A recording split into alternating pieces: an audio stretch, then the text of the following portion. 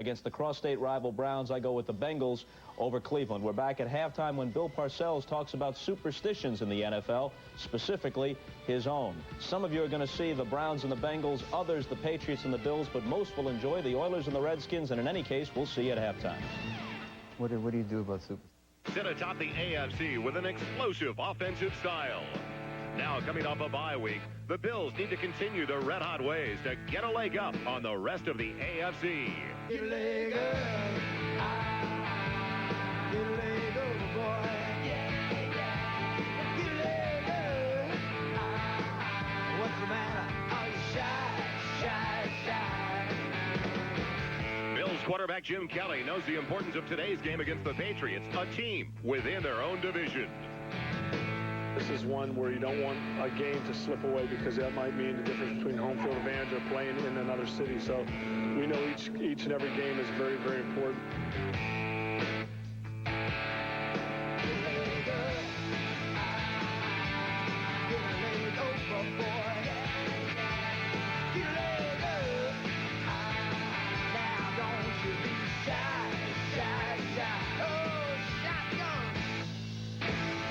The Bills and Patriots as we kick off week number 10.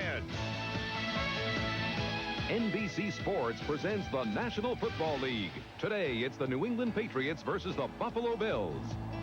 This afternoon, we're at Rich Stadium where it's been snowing all morning. Fortunately, the snow stopped about an hour ago, but still very cold, damp conditions for a matchup between two teams that have been going at it for a long, long time. And 34 degrees at game time. Good afternoon, everybody, and welcome to Buffalo. Joel Myers along with Dan Hampton. The Bills and the Patriots, and what a boost for the Buffalo Bills, Dan. They get one of those two offensive or defensive linemen back, the big one, Jeff Wright. Well, everyone's excited about the return of Jeff Wright. He's a fine player, and he'll help solidify that defensive front, but you can't help but think that everybody here in Buffalo is still waiting for the return of Bruce Smith. And with good reason. The Buffalo Bills, one of the best at getting to the quarterback last year with only 11 sacks so far this season after the first 8 games. So they are looking forward to the return of Bruce Smith.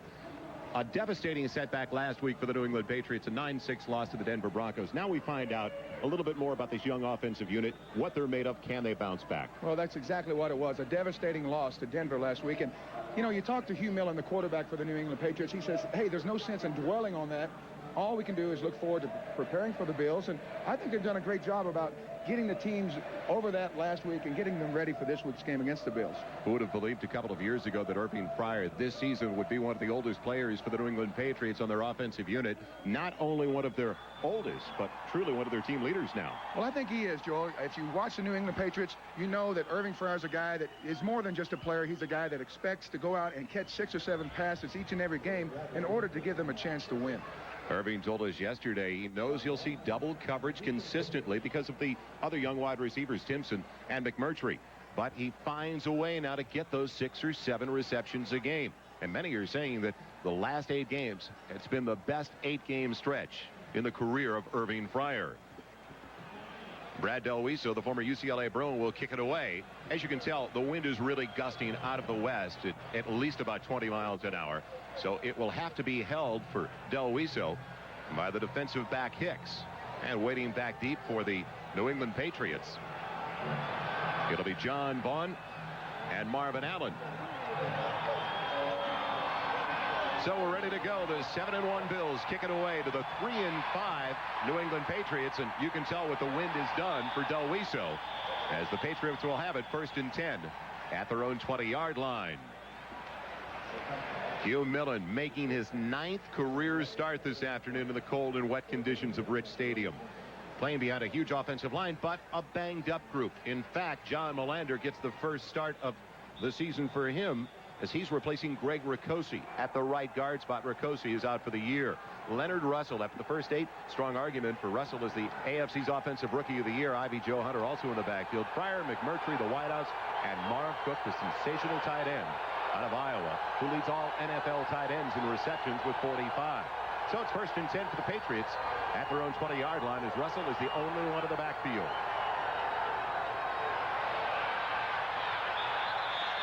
And nothing doing with flags on the play. Carlton Bailey there in a hurry, but we do have flags. Delay a game. on the offense prior to the snap. 5 yards, still first down.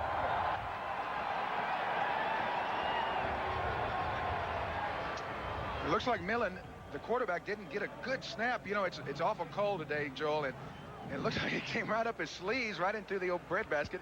He's able to get the handoff, but there was a motion penalty. Actually, delay of game, so a sputtering start for those Patriots. And now they've got it 1st and 15. Back at their own 15-yard line. Hunter splitting out. The counter to Russell. He's slowed down on the corner. Talley making the hit, but Odom slowed him down as he spun out of bounds. And no gain on the carry. The front seven for the Buffalo Bills, they have had problems stopping the run all year long. Lodish does get the start at nose tackle. Jeff Wright, number 91, will be spotted today. The strength, their linebacking group. Talley, Bailey, Conlon, and Cornelius Bennett. Big number 97. In the secondary, Odoms, Jackson, Leonard Smith, the big hitter, and Mark Kelso. So it brings up a 2nd and 15 now for the Patriots back at their own 15-yard line. And I think they're going to try to work on Phil Hansen, the big right end for Buffalo, a rookie. Millen again with problems. Gets rid of it. It's a punt. And it's dropped on the interception try as Bennett was hurt on the play. Kirby Jackson almost came up with that wounded one off the hand of Hugh Millen. Joe, that's just ugly. I don't know what exactly the quarterback Hugh Millen's problem is, but he's not able to get that ball up and do anything with it. Here you'll see after bobbling it, oh my goodness, it looks like Bennett has just almost wrecked his knee there. It's unbelievable. Watch this replay here, folks. You cannot believe the flexibility of Bennett. If he doesn't get hurt on this, you'll see him go up the pipe. On that replay, we didn't get it. Maybe we'll show you a little bit later, but it's amazing he's walking now. Remember, on 3rd and 15, he's throwing into a stiff 20-mile-an-hour wind. Sliding and out of bounds, trying to make the reception, Irving Pryor. So on the first possession of the day, it's 3 snaps and out for Hugh Millen and the Patriots offense, and now they've got to punt it away. McCarthy's got to punt it away into that stiff breeze. Well, I don't see much sense in that, Joe. I mean, you know that Buffalo is soft against the run. They can run the ball pretty effectively. They come out and they try a couple of passes after the miscue on first down. They've got to go ahead and try to establish that early. I was a little surprised they were throwing on 2nd down because that 2nd down pass was almost picked off by Jackson. So now Al Edwards waits back at the midfield stripe if it'll even get that far. McCarthy takes the low snap. And it does take a bounce for the Patriots. Edwards bobbles but maintains control at the New England 43-yard line. Richard Tarditz, the former rugby league player from France, who played at the University of Georgia, making the hit. And now the offense for the Bills on the field for the first time today with great field position. The top-rated quarterback in the NFL, Jim Kelly, behind a huge offensive line. A very experienced group anchored in the middle by the superstitious Kent Hull. We'll get to that story in just a little bit. Halloween story. Big Howard Ballard, 340-pounder over on the right side. Thomas, leading rusher in the AFC, and Gardner in the backfield. Lofton, Reed, the wideouts, and McKellar is the tight end. 1st and 10 at the 43. Over the middle, it's the tight end, Keith McKellar, inside the 35, close to the marker. Close to the first down, put down by David Howard, who is subbing the injured Chris Singleton. Well, Buffalo has the win, so you know they're going to throw some quick passes and try to get it established in the air early. New England's been outstanding at stopping the run this year, but near last in the NFL at defending against the pass. 2nd and short. Thurman Thomas has the first down and then some. Inside the 30, close to the 26 of New England. Up front, they've been great. 6th best, this defensive front seven, at stopping the run in the NFL. Their linebackers, the strength. And in the secondary, Hurst, Lepet, Colin, and Fred Marion. And Maurice Hurst playing outstanding football now. In fact, James Lofton said a couple of days ago he considers Hurst the best one-on-one cover man in the AFC now. Carwell Gardner out of the backfield. Gets away from the linebacker, Vincent Brown, and gets good yardage down to the 20-yard line. Put out by Harry Colton, the strong safety. Well, when you see a guy this size, you don't think Carwell Gardner can make a move like this. But watch him make a little stutter step and just basically run away from the outside linebacker. That's a nice play by a big fullback, a guy about 235 pounds. So the no huddle, very efficient early. Thurman Thomas has the first down all the way to the 10-yard line. On second and a couple, a big quick hitter as Fred Marion had to make the stop in the secondary, a 9-yard carry. Well, that's not a good sign early on if you're a New England fan for your free safety to be making plays up close to the line of scrimmage, because you know the line and the linebackers aren't getting it done. Here you'll see him busting through the hole there, and Thurman Thomas is maybe the most slashing of all the backs in the AFC now. Thomas just barely pulled down by Vincent Brown, the linebacker, on first and goal just inside the 10. So now, after taking the ball from the New England 43 very quickly, a couple of minutes later, it's outside of the 7, second and goal. Well, it looked like New England's been stunned since that opening bobble by Hugh Millen. They haven't been able to do anything right here. They're letting Buffalo just pound away at it. Kelly has time, has a receiver, and it's poked away by Maurice Hurst. James Lofton, the intended target. Well, Joe, you're exactly right about Maurice Hurst. There's an awful lot of good things being said about this young man, and I think that's indicative of right there. That type of play, you're covering one of the best receivers you will have to face in any given week, a guy like Lofton, and then all of a sudden you're able to take him on a real quick poster. That's an awfully tough play for a corner to make, and he made it easy. Third and goal outside of the 7. Counter to Thomas, plenty of blocking in front, and he's barely pulled down by Vincent Brown. Brown's got him inside the 2, close to the 1-yard line. Decision for Marv Levy early. And no decision as far as he's concerned. You can hear the booth in the background as Scott Norwood, the place-kicking unit, comes onto the field.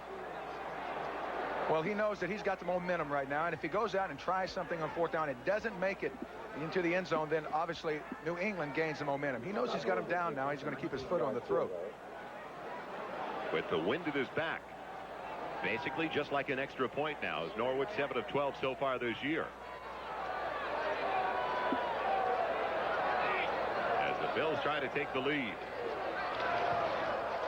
And Norwood right on target. Chip shot. So it's a 19-yard field goal for Scott Norwood as Buffalo takes the lead over New England. Bills on the field goal by Scott Norwood. I love what Marv told us yesterday when we asked him about the addition of the Bills this year as opposed to last year. He said this team prepares really well.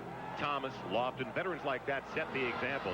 Makes it easy for everybody else. As Marvin Allen brings back the kickoff. Good moves across the 25, out across the 30, and Marvin Allen with a nifty run back. Well, that's something they need to have early on here on this drive, something to give them a spark, because that last series, it set the tone for the defense, and all that did was result in 3 points against them. Hugh Millen has hit better than 63% of his passes, but they've really had problems all year long inside the red zone. Better than 20 times inside the red zone. The New England Patriots only have 5 touchdowns, too poor a percentage. And coming up with 6 once they get inside the 20. And now it's 1st and 10. At the 33 after the 31-yard return by Marvin Allen. Leonard Russell to the 35 for only a couple of yards. Seems like everything's in slow motion right now for the New England Patriots. Bennett made the stop. And while we've got the time, let's check the Budweiser 10-minute ticker. It'll be 2nd and 7. An early field goal. Kazmarski. Kevin Butler. 21 yards at Chicago with the lead over Detroit. Outside security. And defensive struggles all over the NFL in week number 10 early. Jeff Wright into the game now for the Buffalo Bills on the nose. So Wright with his first snap. Week number 10. And the delay. Leonard Russell. Belted by Shane Conlon, the inside linebacker. A loss of 1. Well, Jeff Wright is a guy that, you know, you don't realize how important these big meat men in the trenches are until they make plays. And here you'll see him coming around on a stunt, not really being a part of the play, but when you've got Wright back, you know, you can do some different things. He's a smart player, a guy that can run stunts, knows how to more or less create seams for those linebackers to fill. He's a real heady player, and he's a big addition back to this Buffalo defense. New England's hit only 34% of their third down so far this season. They're 0 for 1 today. They're looking at third and just about 8. 3 wide receivers setting up for Hugh Millen out of the shotgun. Flags down on the play, and the ball off the fingertips of Marv Cook. He was looking for the tight end. Let's find out about the penalty. Somebody can leave a little bit early. No, a defensive hold, automatic first down. Break for the Patriots. possibly a linebacker hanging on Marv Cook while he's trying to get open on about defensive holding. Number 46, automatic first down. Strong safety. Leonard Smith. Leonard doesn't look too upset about that, but he knows it's early and they've got the lead. So, well, we'll take a look at this. We'll see Leonard Smith on the right of your screen. He's walked up on the tight end. Now you'll see Cook give a little move, and there he's just more or less got a grip on him. I don't know what he thinks officials are watching, but they're not reading the Sunday funnies.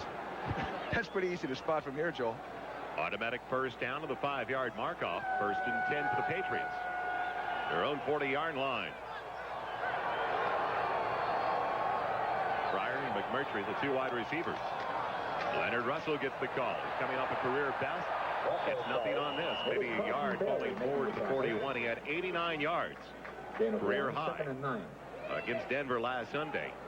As they had a season best, the New England Patriots, of 141 yards on the ground. So they wanted to establish it early, especially moving into a 20-mile-an-hour wind and gusting upwards of 25 to 30 miles an hour. Well, Joe, you can talk about establishing a ground game, but you can run plays, but unless you make good yardage and move the chains by running the ball, you're not establishing, just calling the play and running it. There, the linebacker, Bailey, just really forced that play into the backfield. Nothing ever happened. 2nd and 9. Ivy Joe Hunter out of the backfield against the linebacker, and it's complete. Matching up with Carlton Bailey. Close to the first down. He's short by just about 2. Hunter in his 3rd year from Kentucky. We'll see him here just more or less as a kind of a hot guy. Millen just trying to give him a little pass on a flare, pick up what he can. Bailey, who made the play on the right hash mark the last play, now he's over here making a tackle on the out-of-bounds line all the way across the field on the next play.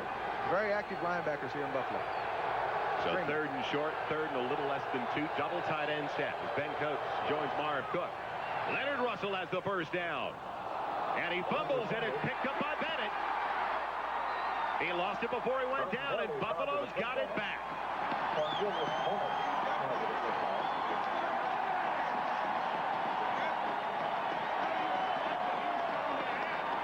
Cornelius Bennett picking up the first turnover of the contest, and that was one of the concerns when we talked to Marv Levy yesterday. They're a -7 in the takeaway giveaway ratio. He wanted to turn that around. Well, when you've got active linebackers like we talked about here, Bennett coming from the inside, back out, falling out, making the play, he just happens to be there when the ball squirts out. It was Leon Seals who ripped it away, the big defensive lineman. And Bennett picking up the loose ball. So with a 3-0 lead, Buffalo has it back at the midfield stripe. They started that first drive in New England territory at the 43. Delay to Carwell Gardner. He looked like he hit that moment of indecision when he wanted to go outside, stayed inside. Still got 4 yards on the carry. Gain of 4, it's 2nd and 6. And Jim Kelly told us yesterday that it's going to be interesting to see how New England matches up defensively, because they're a down and distance situational substitution team, and they don't have that kind of time against Kelly, and there's no huddle. Well, normally they have their starting unit, then on 2nd down they'll bring in another group like a nickel, and then on 3rd they'll bring in 2 DBs. 2nd and 6. Wide open, it's Andre Reed inside the 35. Close to the 32. 13 yards on the reception for Andre Reed. Well, Andre was matched up with a safety on that play, and I don't care who you are. I don't think there's a safety in the league that can go one-on-one with Andre Reed. That's a great pick by Jim Kelly. Throw the ball to the guy. 43rd reception of the year for Reed. And Thurman Thomas belted. Still stays on his feet, though. Was he popped in the backfield and still gets about 5 yards. You've talked about guys that run like, trying to tackle a bowling ball. Watch this. You've got a defensive end, Agnew, hit him right square in the shoulder pads, and he goes down. Thurman Thomas just keeps going. He's motoring. Top rusher in the AFC, 3rd best in the NFL. 2nd and 6. And it's James Lofton. Look at I found inside the 25.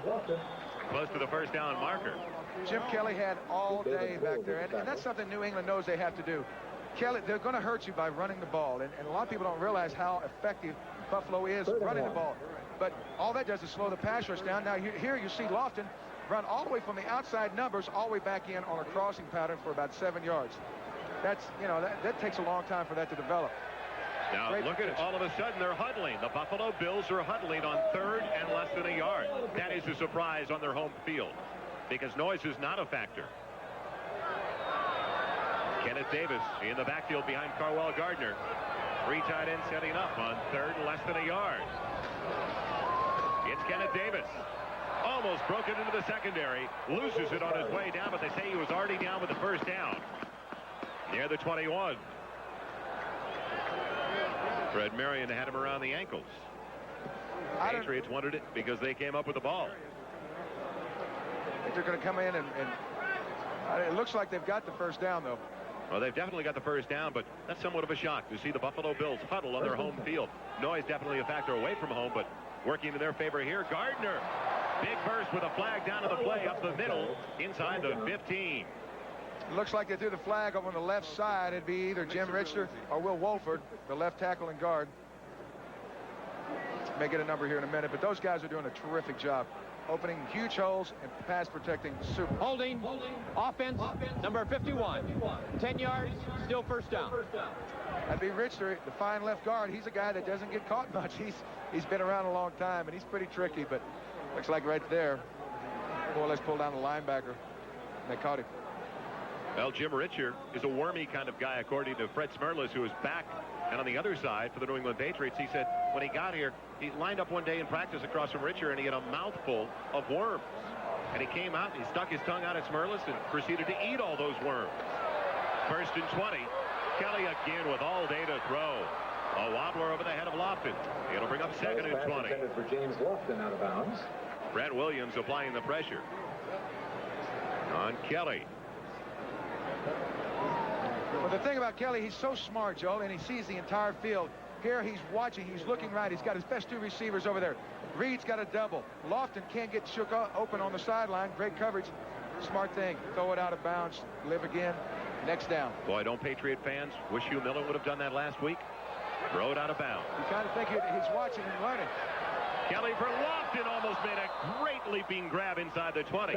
He was working on David Poole, who was a member of the Buffalo Bills last year. So if anybody knows the audibles, the system, it's number 27, David Poole. I think you're going to see that matchup an awful lot because Lofton, the guy that he's a terrific player, still has great speed, and he defies the laws of nature being able to play like that. He's going to want to get on those young guys and work on them. Kelly now 3 of 6. Still looking at a 3rd and 20 outside of the 30. Delay to Thomas. Doesn't fool the Patriots. They stay at home. And now it's going to be a long field goal try. But remember, the wind is at the back of Scott Norwood at a good 20 miles an hour. Well, it looks like the offense is still staggering from last week's loss, and it affects them a lot more than the defense because the defense has really done a great job on 2 series when they could have laid down and gave up a couple of easy touchdowns. I'm proud of the defense so far. Norwood hit a 19-yarder, and there's the wind I'm talking about coming out of the west, right behind Scott Norwood. It'll be a 47-yard attempt out of the hold of the backup quarterback, Frank Reich. Norwood beat 2 for 2 on the afternoon. It's drifting right, and he's now 1 for 2 in the early going. So Scott Norwood misses his 6th field goal attempt of the season. And the New England Patriots get a break as still they are only down by 3. I believe the sun is shining when just about 2.5 hours ago you couldn't see your hand in Buffalo. Snow showers, as they called them, the lake effect. And it looked like we were going to have about 2 feet of snow. About 3-4 inches fell, and now decent weather. Windy conditions, though. Leonard Russell across the 35 on 1st and 10. Getting 7 out to the 37. The gain of 7 is the look at the Budweiser 10-minute ticker. Still, that Butler field goal, the difference between Chicago and Detroit. Breach with a field goal early for Cincinnati. Pat Leahy with the same for the New York Jets. How much scoring? I tell you what, Joe, when you get this first snap, where the weather turns cold, the offensive guys take a little bit longer to adjust. Sounds like a former defensive lineman to me. I imagine. Leonard Russell pulling his way, and he's got the first down to the 45. He wouldn't give up on that play. Well, I think New England's gone back to their bread and butter now. They lined up in an eye on that first down and pounded away. Now they're running a trap play, working down inside. Here you'll see that counter gap Washington made so famous. Here, same thing, just pounding away inside now. If Jeff Wright is back 100%, he's going to help against that play, but he didn't help much then. So it's 1st and 10 for the Patriots. They're only down by 3. Their own 45-yard line. 3 minutes and 10 seconds left in the first quarter.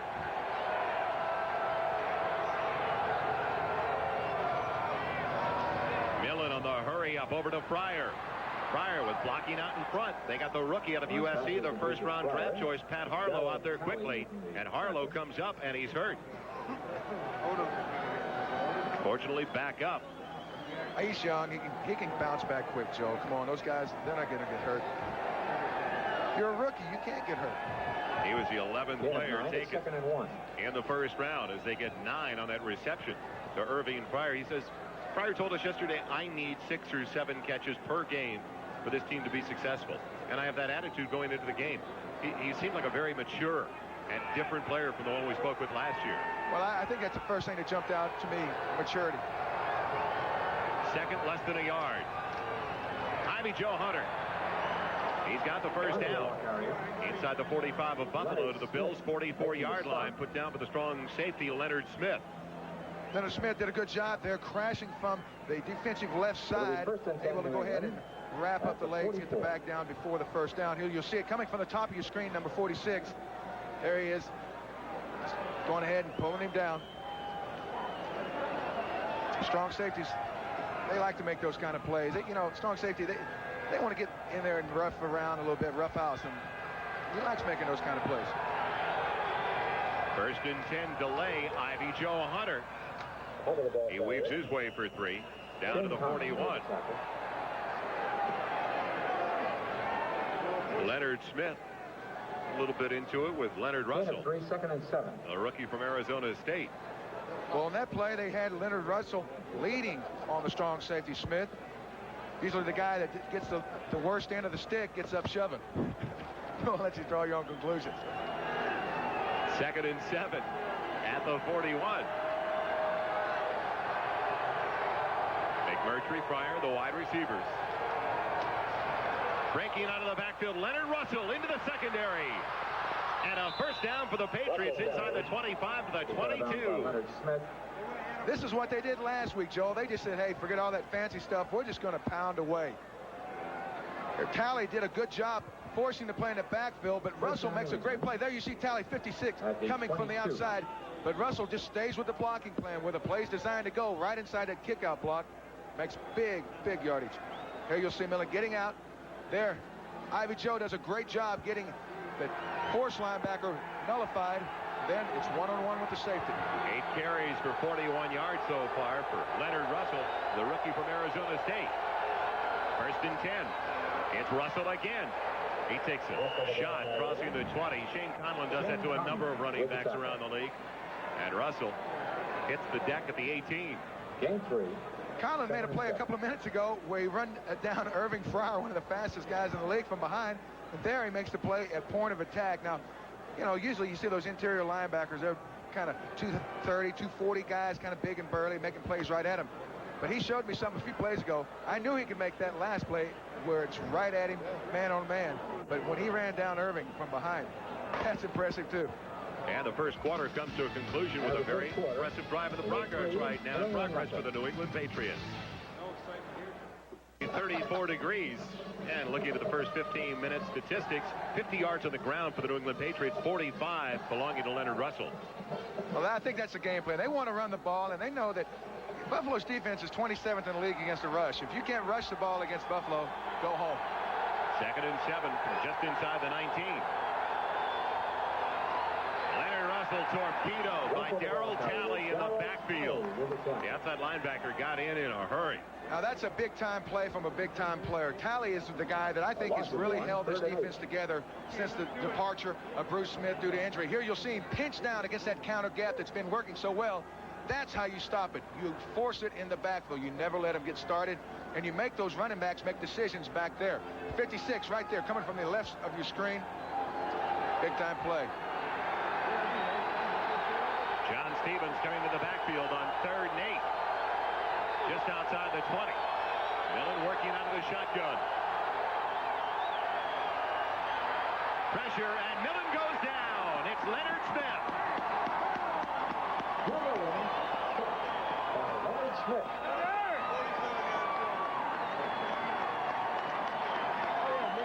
First sack for the Buffalo Bills is only their 12th of the year in game number 9. Well, they got it with a safety getting the sack. Here you'll see Leonard just sneaking underneath on a twist from the outside. No one blocks him.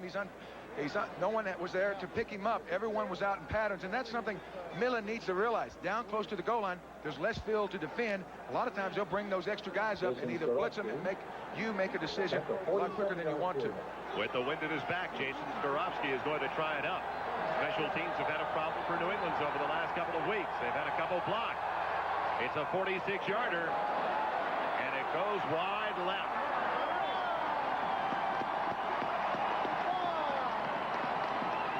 So the Patriots are denied.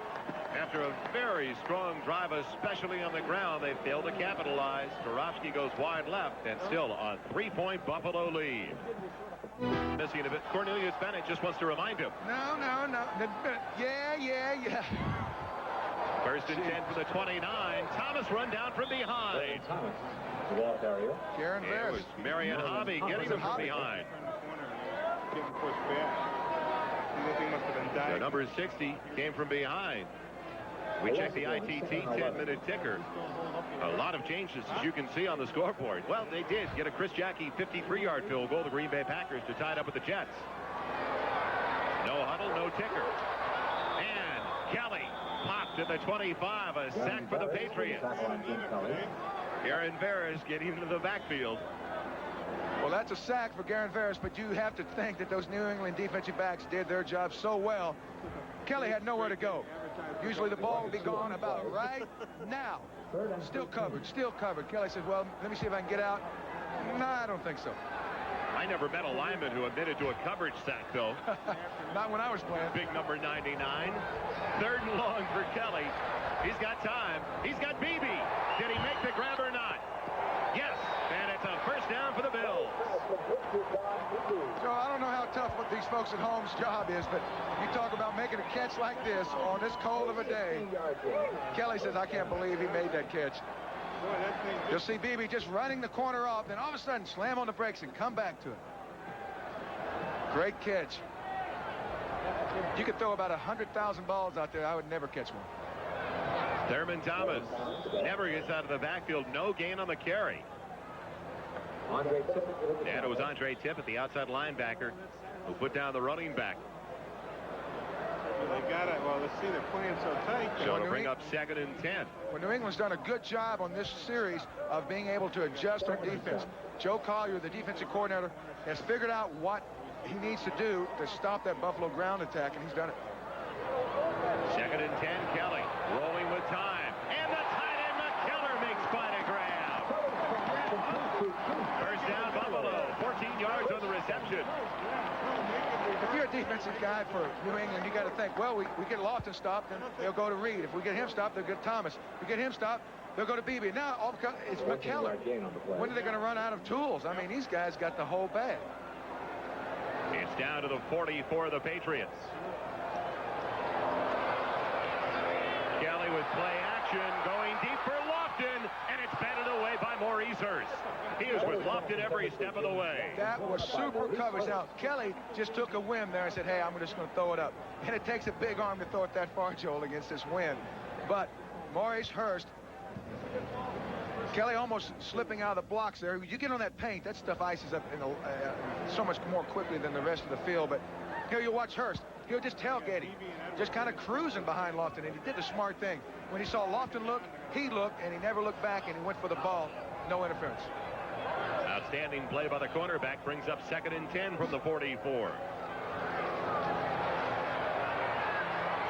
Kelly looking for his wideout. It's knocked down, actually, Thurman Thomas. And it go off his fingertips. He was working against the extra defensive back, Tim Gordon.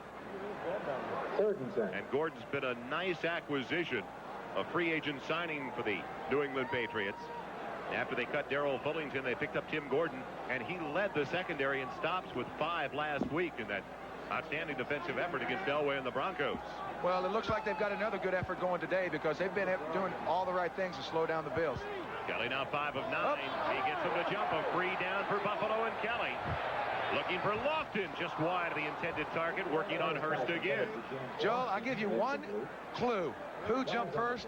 Well, he used to live close by. Freddie Smerlis is in the game, lined up on the nose, and I guess Jim Kelly, knowing Freddie the way he does, said, hey, let's see if we can get him off.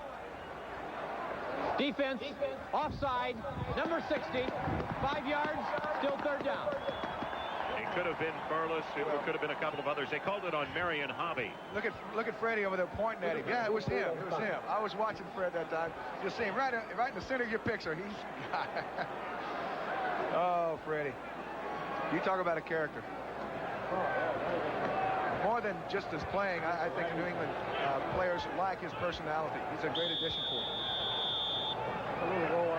7th play of the drive that started back at the Buffalo 29-yard line. And now it brings up 3rd and 5. Flag down to the play as it looked like Marion Hobby was held. Kelly will run for the first down, but it, I believe, will be brought back. It was thrown by the referee where you normally see that holding call. Well, I don't know for sure, but it looks like the left tackle Wolford was doing a good job on the defensive end until Kelly decided to rush, try to get out of the pocket, and then it looks like he may have nabbed him a little bit, but we'll see. Offensive holding, number 69, 10 yards, still third down. Well, Will Wolford, I think, is one of the finest left tackles in the game. He and Richter make an awfully good combo there on the left side. You'll see him right there. He's working on Marion Hobby. Now, he's got him blocked. Now, all of a sudden, looks like Hobby spun. Boy, I don't know what's wrong with that. You can't draw that up any better as an offensive line coach. Hey, that's perfect. Nobody's getting a freebie. So now 3rd and 15. Back at the 49. Kelly with plenty of time. Looking for Lofton. And it sails out of the hand of Jim Kelly. They were working on Ronnie Lepet. So Jim Kelly and the Buffalo Bills doing well right now, basically between the 220s. They've got a field goal from Scott Norwood. Also had one by Norwood, a long try, go wide. Top-rated quarterback in the NFL leaves empty-handed after that last series. And the holding call cost them a first down well inside the 20-yard line as Irving Pryor waits for the punt from Chris Moore.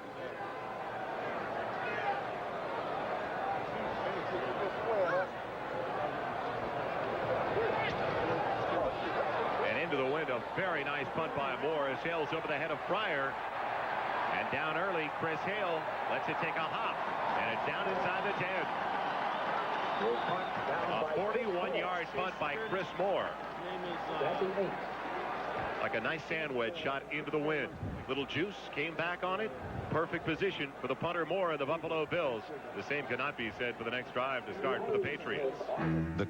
Notre Dame Saturday on NBC. The Volunteers of Tennessee taking on the Fighting Irish. So join us at 1 o'clock Eastern.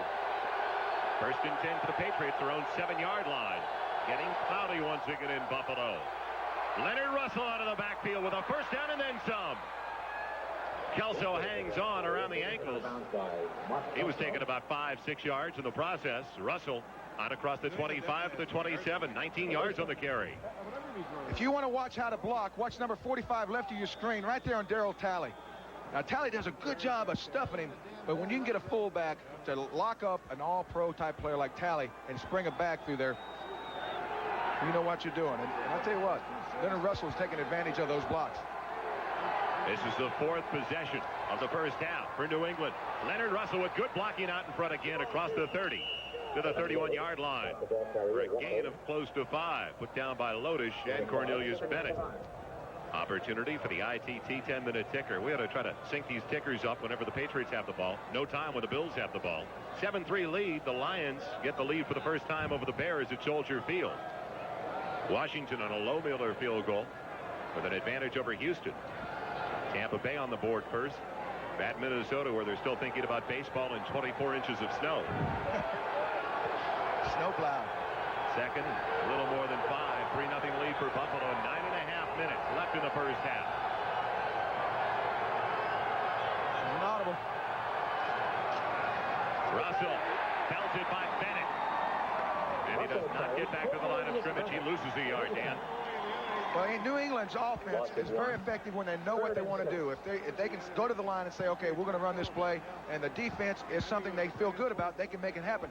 There, Hugh Millen called an audible. Now you'll see, Ivy Joe, he doesn't make the block that he made the play before, letting Bennett knife under there for a big play in the backfield. Now, I think that more than anything else, as an offensive player, you've got to have your mind made up before you have to snap the ball and get into action. And there, I don't think Ivy Joe knew exactly what he had to do. Well, it's like Hugh Millen told us yesterday, we really don't have an audible system, but we do have a check with me. So we can make some changes, but not many. Not many, just maybe 1 or 2 per series. 3rd and 6 from the 30. Millen going for Pryor, almost got it in Buffalo territory.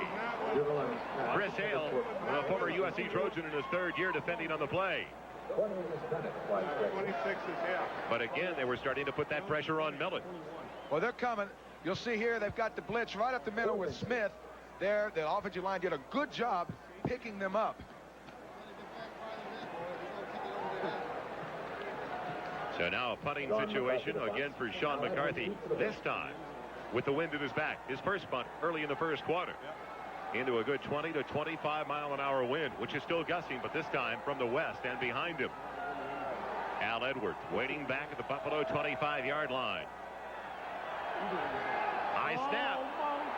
McCarthy gets it down. What a break for New England. And it takes a Patriots roll, a big-time New England roll. Are they blowing on the ball as a group right now? It is still rolling. All right, somebody park a car at the goal line. Don't let it go in. Unbelievable. Is this pro football or pro bowling? Well, we're close to Canada. It may be curling. A 67-yard punt by McCarthy, and doing a great job to pull down a high snap. 8:09 left in the first half. Buffalo gets it back as they cling to a 3-point lead with the ball back at their own 3-yard line. Who is blowing the best out of this group? Now, instead of punting, that's almost like a downhill punt with the grain. Well, I think he read the grain perfectly on that one. A little extra something for the caddy on that punt.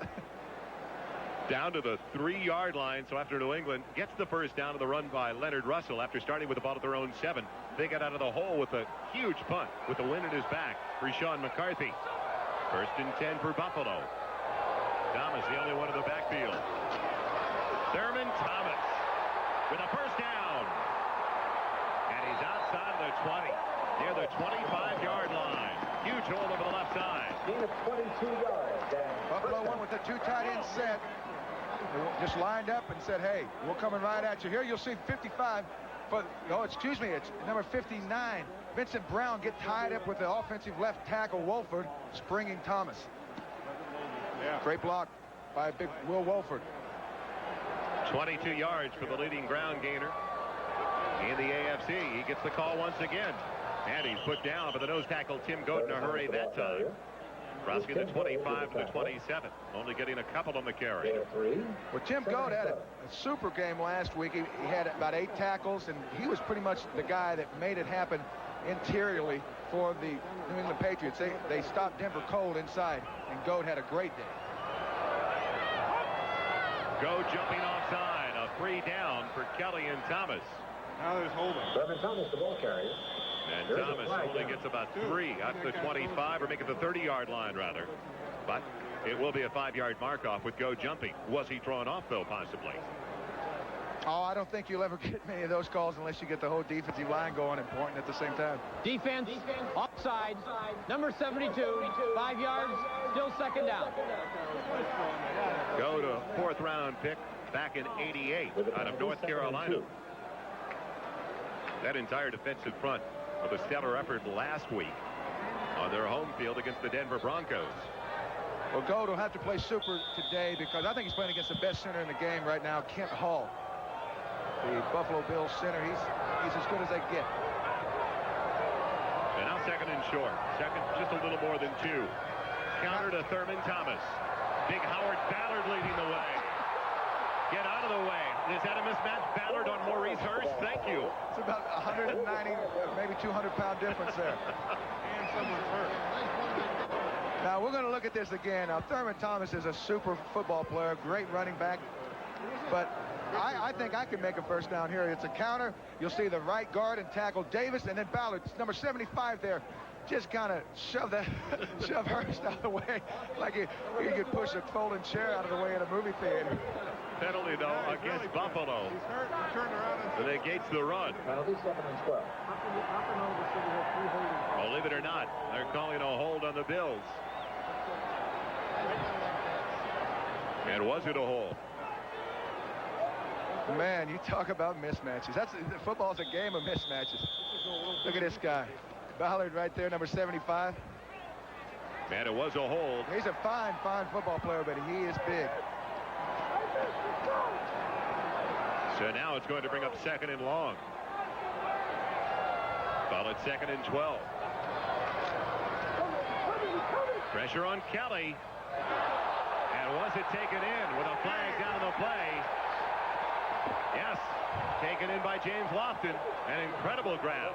A yard short of the first down. I waited for the officials to come in. Well, the side judge said no, but he was behind the play. He didn't have a good view. Anyone else should say, well, I don't know, but James Lofton. Oh, what's defensive pass interference. Number 27, automatic first down. Did not matter. They call it on David Poole. Penalty, 1st and 10 at the 34. And a reminder, at the conclusion of today's contest, we'll be presenting the Avis We Try Harder Award. It'll be given to the game's MVP. So 1st and 10 on the pass interference call at the 34-yard line. Kenneth Davis cutting it back to the 40-yard line. And with 6:23 left in the first half at Buffalo, let's head to Bob Costas now for an update in New York. Joel, the Browns have won half of their 8 games. The Bengals winless in 8 starts. And today, in the Battle of Ohio, the Browns take a 7-3 lead early in the second quarter on this touchdown run by Kevin Mack. Let's go back to Joel Myers. Kenneth Davis on the carry once again. And on 2nd down, it breaks out, flags into the air. Fred Marion got into it. And was it that future WWF wrestler, Mitch Barrett? It was. The trained assassin. I loved it when you asked Barrett yesterday, who are you patting yourself after in the WWF? And I'll get to that in a second. Personal foul. Number 59 defense. 15 yards. First down. They call it on Vincent Brown. 59 on the offense is Barrett. But when you ask Mitch who he patterns himself after in the WWF, because he wants to be a wrestler someday, he said, what are you talking about? He goes, they broke the mold. I'm the man. Reminded me of what Elvis said when I said, who you sound like? He said, I don't sound like nobody. It's a first down for Buffalo. So the personal foul going against the linebacker Brown. 1st and 10 at the 44-yard line. Thurman Thomas just barely tripped up by Brent Williams, the defensive lineman. And a chance to check the ITT 10-minute ticker in about 10 seconds with the no huddle. Washington on the low Miller field goal. Detroit on a touchdown pass by Eric Kramer with the lead. Another Chris Jackie field goal. The Packers on top. You heard Bob Costas talking about Cleveland's touchdown. And still 3-0. Buffalo on top of New England with 5:20 left in this one in the first half. And it's thrown out of the reach of McKellar, the tight end. Fred Marion defending. Well, David Howard came on a blitz that time untouched. Kelly had to get rid of the ball. And looks like they took the Grim Reaper out, and Jim Richter's back at left guard now, Joel. By the way, with that last run by Thurman Thomas, he has just passed 6,000 career combined yards, rushing and receiving. That is saying a lot for a player who's only in his 4th year. 3rd and 6 now. Big play for the Bills. Wind at their back, with Kelly most likely throwing the ball. On 3rd and 6 outside of the 40. And he's got a wide open Thurman Thomas, who can't maintain his footing or else it ticks. Instead, it's 1st and goal at the 8. Well, Howard, number 99, is playing for Singleton, the injured linebacker, so You know, he played super last week, but here it looks like he blew a coverage. Now, we're not completely sure, but he's the guy chasing him, and usually that means, hey, that's my guy. Well, that's the great thing about Kelly. You know, he's big, he's strong, he's tall, and he can see the entire field. He knows if he'd have thrown a better ball, it would have been 6. Play action. Kelly on the naked bootleg, barely tripped up by Vincent Brown. He will not remind you of Steve Young. Well, he kind of reminded me of you running for the cab at the airport last week. Fortunately, I wasn't tripped up. It's 2nd and goal now inside the 4. Rarely do you see Jim Kelly run the ball. Thomas, the only one in the backfield. 3 wide receivers setting up. Thurman Thomas will not get in. David Howard there.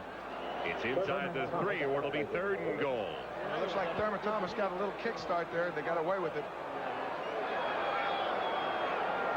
So you thought he left a little early. Just a little bit. He broke his left knee. I was watching to see if he was going to run a counter or just a dive. But a guy like that, here's a guy that's leading it. You see right there, he is rocking. Didn't get a chance to see it. Didn't look like he was ever set, Dan. No, he was rocking. And a lot of times, you know, New England or Tampa Bay might be called for that, but Thurman Thomas is leading the NFL in total yards. He didn't do anything wrong. 3 tight end formation. Now they split out McKellar, putting Gardner in the slot. Kelly on 3rd and goal is going to throw. Batted away. Harry Colton, the strong safety, knocked it away from Pete Metzelaars. Big play. Well, it's kind of funny. They bring all those guys in, you know, you think, sure, run. Well, that's when Kelly likes to go with the play-action pass or maybe someone get him out of the pocket. And it's exactly what they went with. Colton made just a real smart play. He got back 5 yards deep in the end zone and broke on the ball. So now it'll be a 21-yard field goal attempt coming up for Scott Norwood. They already lead by 3. Will it be 6? It's perfect. So Norwood with all the points so far today for Buffalo as the Bills are on top by 6. A little more than 3 minutes left in the first half. Fans of the NFL, they have led the league in attendance since 1988. Easy day to take it easy, build a fire. It's on local TV, but there aren't that many no-shows at Rich Stadium in Buffalo. Bills went a long way for only 3 points. So a bit of a confidence builder for the New England Patriots. They didn't break inside the 10. Not only are they maybe the best fans in the league, but they're the neatest, Joel, because they know if they spill something by the time they clean it up, they could have missed a score on, for Buffalo. Well, if they spill it, they don't have time to clean it up. It freezes and they can skate on it. Well, that too. Del Luiso getting ready to kick it away to Marvin Allen and John Vaughn. Into the wind it goes. A short one. It'll be taken by John Vaughn. On the run across the 30. Great field position for the Patriots. As we come back, they will be starting their 5th drive of the first half, looking for their first points with 3:05 remaining in the first 30 minutes of play. Actor at Rich Stadium in Buffalo today. Joel Myers with Dan Hampton. Now the wind is at the back of Hugh Millen with 3:05 left in the first half. Let's see, Dan, if they possibly think about putting it up a little bit more. Instead, delay for Leonard Russell. Gets around the corner. Knocks down the defensive back Kirby Jackson and gets the first down going out of bounds. 12 yards on the carry. You see, this is the 5th possession. That's why I brought up the wind. Their first 4. They have not had a lot of luck when they have been going into the wind. So you would think now with the wind at their back for the last time in the first half, they know they're going to be into the wind again for the 3rd quarter. Will they take some chances? Well, I think they have to, Joel. But they know that the run sets up the pass for New England, and they're going to go ahead and pound away, but look for play action here pretty quick. 1st and 10 near the 47. There it is. Millen with time. Goes for the tight end. Marv Cook can't hang on near the 40. Leonard Smith, the strong safety, defending as Millen took a shot at the end of the play. Well, the play action is something that Hugh Millen feels real comfortable with, and he's a real sharp guy. I mean, he's very, very bright. He reads the field exceptionally well. You'll see him scanning right, left. Then he decides to go back to Cook, his tight end, right in the middle, as he takes a kiss from a Buffalo Bill, Bentley. But that's a very catchable ball. It's a good throw. Marv Cook, I think, is one of the best unknown guys in the entire NFL. He should have had that. Full complement of timeouts for each team. A 6-0 Buffalo lead. A little more than 2.5 left in the first half. Irving Fryer had plenty of room on Kirby Jackson. And I believe he's got the first down, yes. Inside the 43 to the 42, put down by Shane Conlon and Kirby Jackson. Well, Irving Fryer is a guy that has matured so much, and we've talked about earlier in the program, Joe, but there, that shows you. Right there, he knew that he would be in single coverage with the linebacker sliding out. Now, Conlon came out to cover him underneath, but Millen was smart enough to know that what he was going to do is push the corner off, turn around, and Millen fired the ball to him for the first down. That's great execution by quarterback and receiver. We have reached the 2-minute warning in Buffalo. Be right back as the Patriots are in Bills territory, down by 6. Sports facts, and when was the last game the Bills lost at home on NBC Sports? We'll have that answer for you in just a couple of minutes. And don't forget, right at the end of the first half here at Rich Stadium, it's the Domino's Pizza NFL Live halftime report with Bob Costas and company. But right now, big chance for the Patriots. They've got it, 1st and 10. Near the 42 of Buffalo. They've already got 84 yards on the ground in the first half. Millen will go to the air, though. The quick one for Fryer, who drops the ball. And did he ever have a cushion on Kirby Jackson, who would slip down? And while we have a chance, it's the ITT 10-minute ticker. Field goal for the Oilers, tying things up at RFK. Detroit maintains that lead at Soldier Field. San Francisco on the board first. At Atlanta, the 4-4 49ers looking better. Another touchdown, another Kevin Mack run for the Cleveland Browns. Green Bay still on top of the Jets by 3. 2nd and 10 from the 42.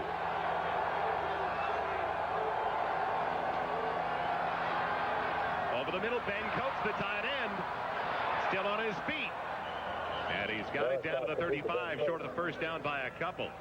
And Hugh Millen was telling us yesterday that Ben Coates was a steal in the 5th round, the rookie, Livingstone College. Well, Tom Bass, our player personnel, man, one of the guys that work with the players, he says, I can't believe this guy was there when we picked him. They love him. They think he's got a chance to be a superstar.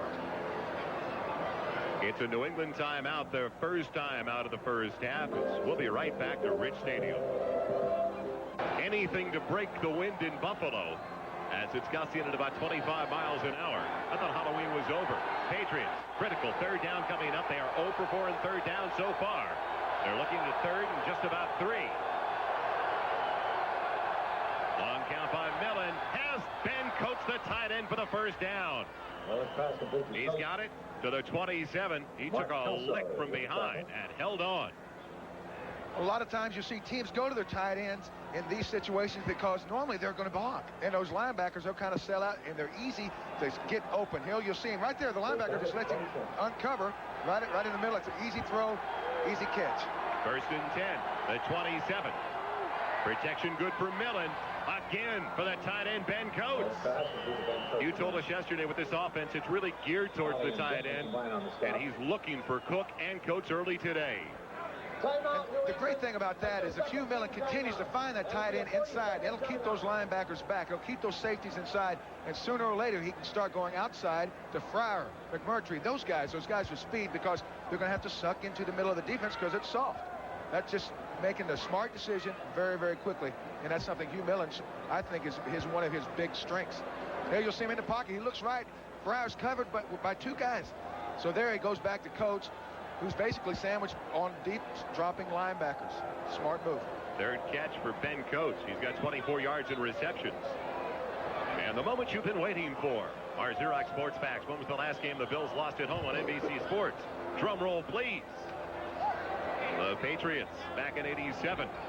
That was the last time that the Bills lost at home to a division opponent. The New England Patriots. That fatal day in '87.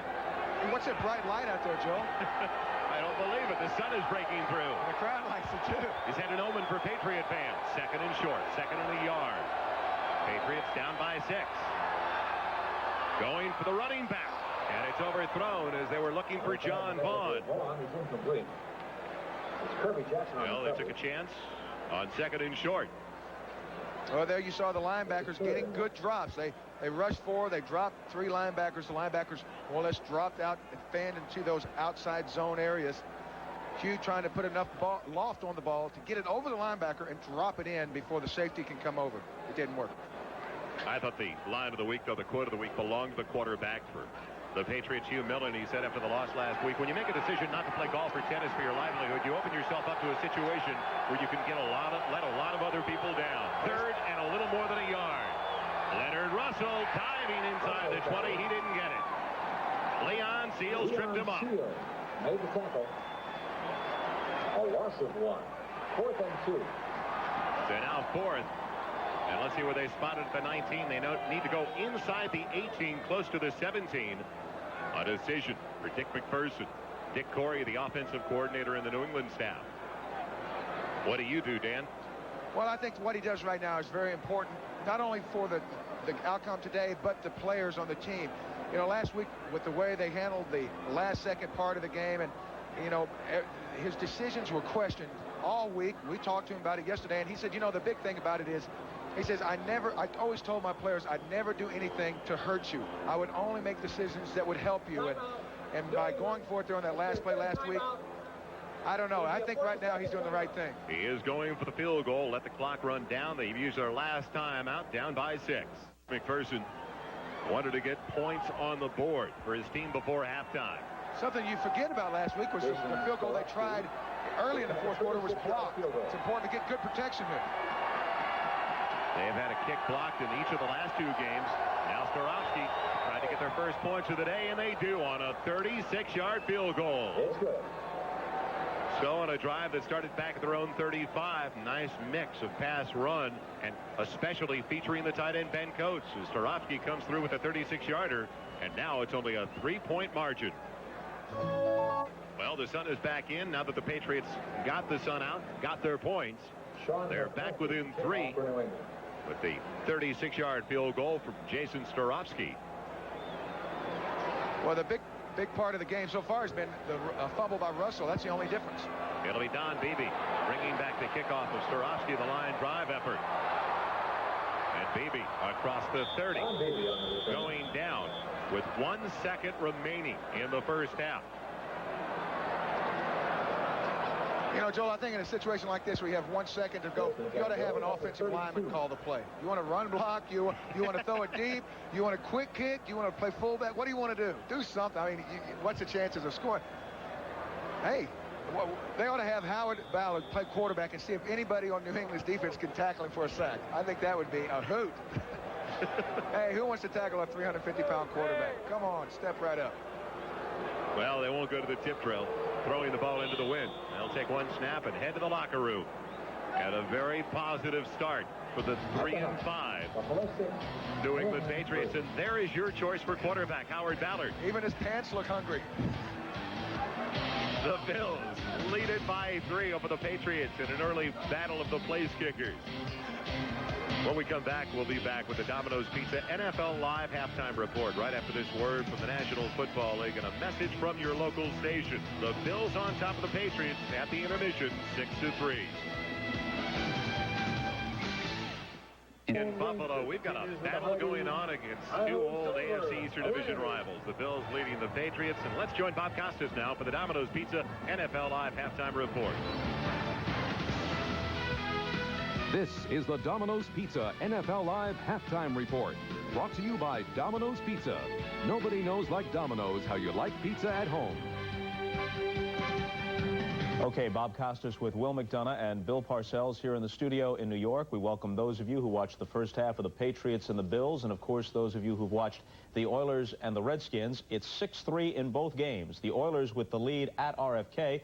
Let's go to the sidelines there and rejoin O.J. Simpson for his thoughts on the first half. Juice? Well, Bob, you know, out here they were saying that this was going to be a preview of this year's Super Bowl. It was more like the review in the first quarter of last year's Super Bowl, with the Redskins keeping the Oilers' high-powered offense off the field. But the Oilers made a very interesting adjustment in the second quarter. What Washington was doing is playing a very deep zone. You can't even see their safeties on your TV screen. They're playing so far back. Their linebackers were active at the line of scrimmage. When the ball was snapped, they were running way back. What they were keeping Houston from doing was completing that 20-yard pass to their wide receivers. I think Moon only threw 2 passes in the whole first half over 20 yards. Well, what Houston did at that point is they started using Lorenzo White. I think he's been the most valuable player in the first half. He's made some great blocks, great pickups, and what he started doing was running those little option passes out of the backfield, a couple of screen passes, and that has forced Washington to bring their linebackers up now. So I expect in the second half, Moon will be able to throw the ball 20 yards in, 20 yards out to his wide receivers. So it's up to Washington to make the adjustment now. O.J., thanks a lot. The second field goal for the Oilers, of course, came after the Lamar Lathan interception. Prior to that, both field goal drives were 17-play affairs. Washington held the ball for 10:36 before Lohmiller connected from 21.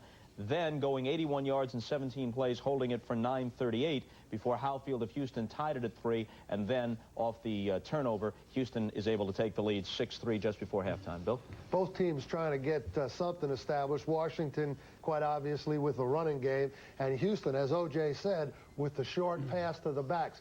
I agree that that Houston did make that adjustment with O.J. that O.J. was talking about, but I don't think Washington is going to change too much. Don't forget, Oilers' high-powered offense. Now, they only have 6 points. Washington's playing pretty just about the way they want to defensively. Willie? All year long, people have said, how good is Houston? Well, they always said, how good is the Houston defense? And I think you've seen it here today. They're playing a high-powered team, and they're playing very well. Yeah, we've heard about Richie Pettibone as the defensive coordinator for the Redskins. Jim Eddy has to be pleased with the work of his group for the Houston Oilers today. Well, they've done what they had to do in this game, is put a lot of people in the face of Mark Rippon. All right, let's take a look at some of the other scores from around the league. Both Detroit and Chicago are 6-2. They're tied for the lead in the NFC Central, and it's the Lions with the lead in this game at halftime, 10-3. 20-mile-per-hour winds, below 0 wind chill at Soldier Field. The Lions with the lead by a touchdown. In the game some of you are watching, Buffalo, which has won 15 consecutive games at home and 30 of their last 32 at Rich Stadium, leading by only a score of 6-3 over the Patriots. Now, the Bills average 40 points a game this year at home, but Joe Collier's defense for the Patriots hasn't allowed more than 24 points in any game. And the 3-5 Patriots have been competitive in almost every game they've played, and they're within a field goal at intermission in this one. San Francisco has the lead at Atlanta late in the second quarter, 7-0. Steve Young threw a 97-yard touchdown pass to John Taylor. It's the longest touchdown play from scrimmage in the league this year. He threw it from the end zone. Taylor caught it around the 50 between 2 defenders, one of whom was the former 49er Tim McKyer. Then Deion Sanders, trailing the play, couldn't catch Taylor from behind. Chris Miller has bruised ribs. He's gone out at quarterback for the Falcons. Billy Joe Tolliver is in, and the Niners lead 7-0. In the Battle of Ohio, Cleveland has the lead at Cincinnati, 14-10. Late in the second, Harold Green, the young running back for the Bengals, 9 carries for 106 yards already. Green Bay and the Jets, a tie just snapped there on an O'Brien touchdown pass to Chris Burkett, so the Jets have the lead, 13-6. And Tampa Bay has a halftime lead at the Metrodome over the Vikings on a 49-yard field goal by Steve Christie. The score there is 3-0 in favor of the Bucs. We're back to talk with Bill Parcells about football superstitions as NFL Live halftime activities continue right after this message from your local stations.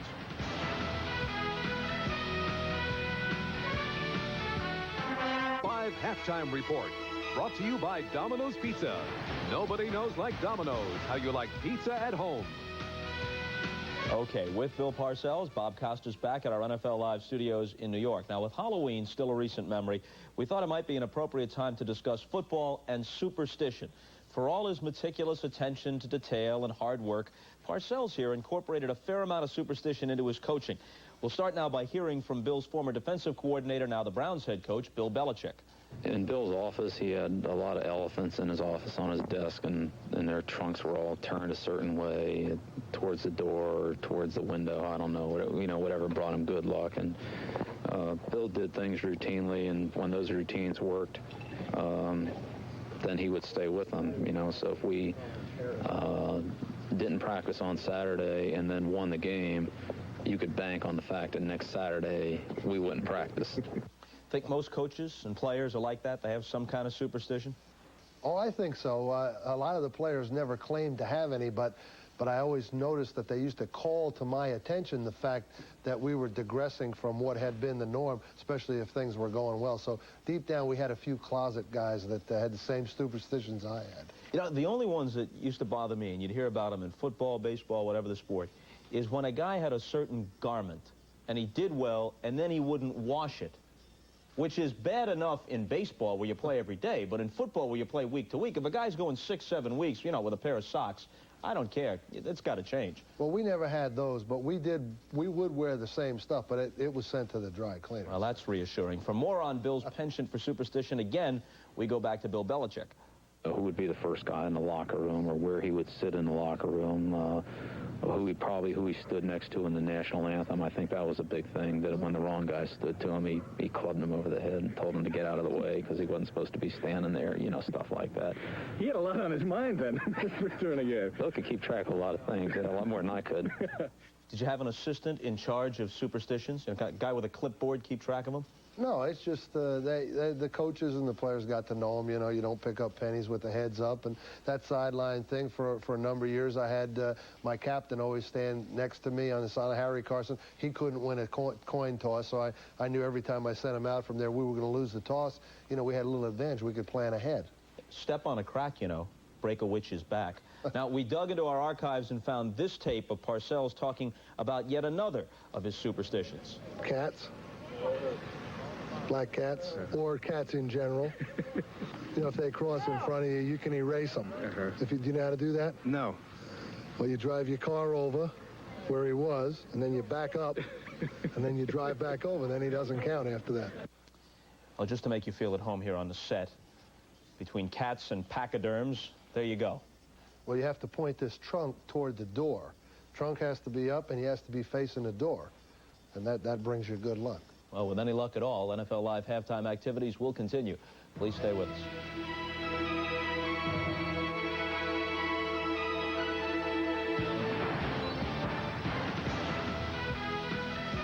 It's halftime with the Bills leading the Patriots 6-3 in a battle of the place kickers so far.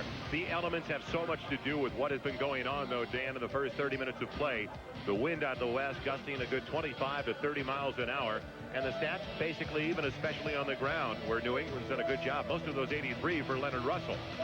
Well, Russell's running the ball very strongly, and I think he's getting an awful lot of help from his offensive line. What they're trying to do is, well, let's just take it right to that Buffalo front. But you also have to look at Buffalo. I mean, they're rushing the ball almost as well, and I think basically it all boils down to, on a cold, blustery day like this, you're counting on your offensive line, and so far the offensive lines have been able to knock people off the ball and yet protect the quarterbacks when they had to pass.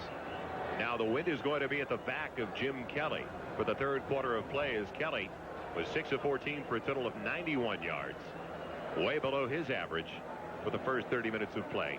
The Buffalo Bills so far this year averaging a little more than 30 points per contest and 420 yards offensively. So give some credit to that New England defense that's done a good job of slowing things down. Well, New England's going to have the ball this quarter. Yes, and they're going to be, Kelly now is going to be throwing into the wind. Exactly. What they did, they said, hey, we'll take it in the fourth quarter.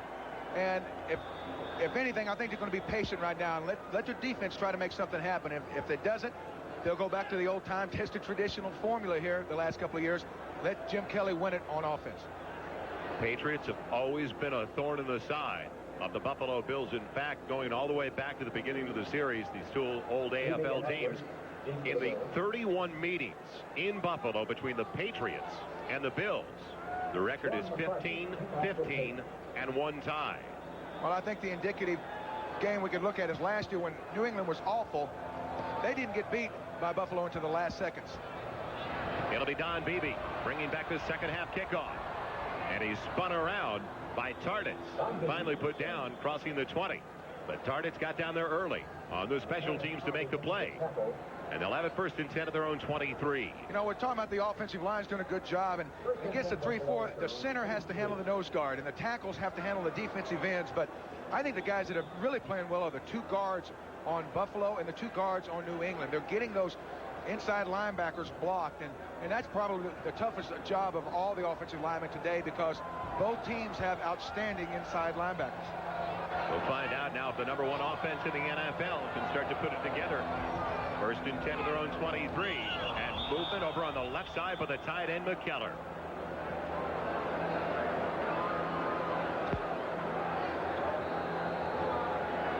An ominous beginning, to say the least. Offense, prior to the snap, number 84. 5 yards, still first down. Well, that looked like a pass release, so it looks like Kelly wants to come out and throw the ball against the wind. No, I mistakenly said pass. No, he's going to go ahead and fire out. They're going to try to run the ball like I thought. I'm just going to try to keep it on the ground, let their defense try to make something happen. Well, now they go to 3 wideouts. Into the wind. It's 1st and 15. It'll be the lay for Thurman Thomas. Huge hole up the middle. Across the 25. He's at the 29-yard line. So, Dan, it looked like they spread that defense and then go up the gut. Well, that's exactly what they did. You know, a lot of times you can get those outside linebackers to walk off. There you see Tippett way outside. Those inside linebackers kind of have to worry about those deep drops. All of a sudden you pop a good back like Thurman in there, he can make a lot of yards. 2nd and 4. Thurman Thomas put down. Vincent Brown spun him around. David Howard with the tackle. Out across the 30 at the 31. It'll bring up 3rd and short. 3rd and 2. The comparison between the two running backs, Thurman Thomas, best in the AFC on the ground, 71 yards so far. The thing about that comparison is Russell's a rookie. I mean, if he's not rookie of the year, I don't know who is. 3rd and 2 there, 3 of 7 and 3rd downs, and that familiar crossing pattern for Andre Reed. There he goes. Inside the 20, he's bumped out of bounds. Down at the 14-yard line.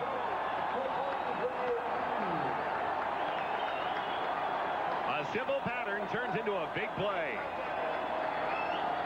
We talked before about how many weapons they have. We haven't heard from Andre in quite some time, but all of a sudden here he makes the biggest play of the game thus far. A simple crossing pattern. He's so big and strong. You can't just arm tackle him. You've got to square up. Those other defensive backs, as they, oh my God, here he comes, and they try to get position. He makes a couple of cuts. Boom, 60 yards. So they convert in a big way on 3rd and 2, and now they've got it 1st and 10 at the 14 of the Patriots. Thomas knocked down by Goad. He gets a yard to the 13-yard line. Well, that's one of those patterns you have to look for when you play the Buffalo Bills. They love to go to Reed across the middle. He and Lofton. You know, BB's the guy they like to push corners off with the speed, but Lofton and Andre Reed are so big and strong, they're not scared of going in there where a safety can get a good shot on them. They're big and strong enough where they can catch the ball and yet make something happen. 2nd and 9. Can they stop them inside the red zone? Kelly with all day has done. Beebe, touchdown.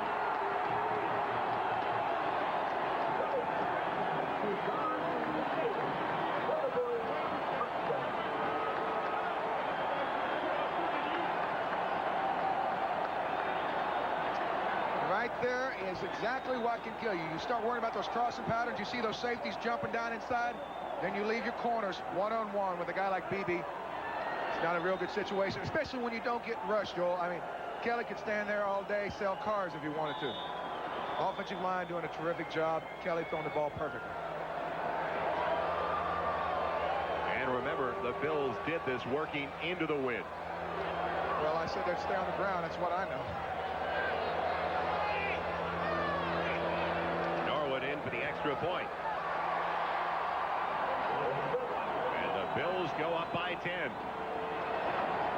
So the 13-yard touchdown taken in by Don Beebe, one of the quickest members on that offensive unit. 10-point Buffalo lead. The headgear is out in force in windy cold Buffalo. And welcome back once again, Joel Myers, Dan Hampton. The Bills up by 10. John Vaughn and Marvin Allen wait for that kickoff.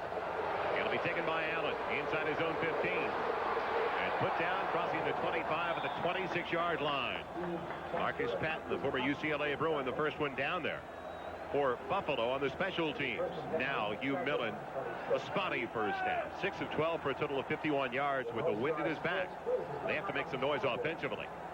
Well, I think he did a good job in what he was asked to do, except for that first series. And that first series is so important, especially after what happened last week. It's good to come out and show your composure. It didn't happen, and looks like they never got into sync in the passing game. I think they're going to have to go to it now, Joel, with the win.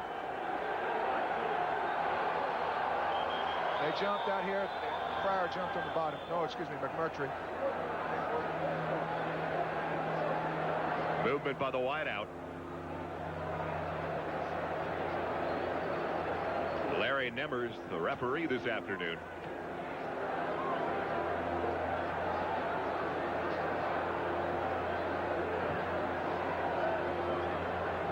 Talking about the officials, I think they've done a fine job up to this point, Joel. And, you know, that's a great thing about officiating. You can either stay out of it and let the players decide the game, or you can get involved. And a lot of people think they maybe sometimes they do get too involved. I think this has been a well-refereed contest so far. Well, now you've mentioned them. You've really done a number on us. The whammy. Now is Walt Corey on the sideline, the defensive coordinator. Cornelius Bennett thought he saw movement by the wideout. Hey, he did move. I was watching it. I don't know. We might show a replay. Help straighten this thing out a little bit. Full start prior to the snap. Number 86 offense. 5 yards, still first down. I still don't think Cornelius likes the call, but that's the only one I could see. So the call goes against Greg McMurtry in his second year from Michigan, a third-round draft choice last year. And that's the thing experience will give you. You're not making crucial mistakes like that early.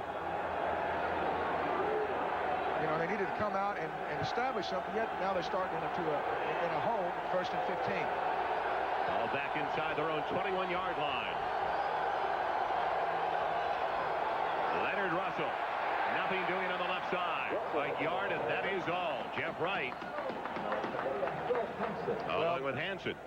Well, I said something earlier about how they're going to run at Hansen. They like the matchup they have with Armstrong, the big tackle, number 78 there. You'll see Hansen doing a good job getting his arms out, loading up, making the fullback, Hunter, take him. That frees up a linebacker to come over untouched and make the play. Hansen did a terrific job there. We haven't heard much about him so far. But that's a big-time play there. He's the rookie from North Dakota State, their second-round draft pick. 2nd and 14 now to 22. Dumps it off to Russell.